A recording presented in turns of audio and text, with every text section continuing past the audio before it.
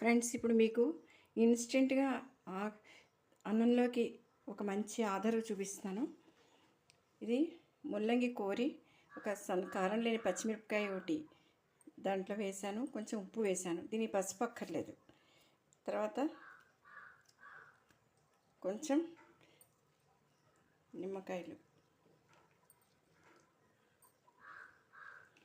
ఇంత బలంగా పిండుతున్నాను అనుకోకండి, అది ఎక్కడో పడేసారు పిల్లలు.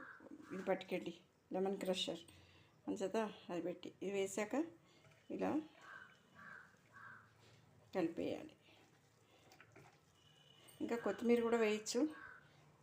నేను చెప్పాను కదా, మంచిది ఆర్గానిక్తో మంచిది దొరికితేనే నేను సరుకులు వాడతాను, లేకపోతే కరివేపాకు లేకుండా ఉప్మా కూడా చేస్తాను.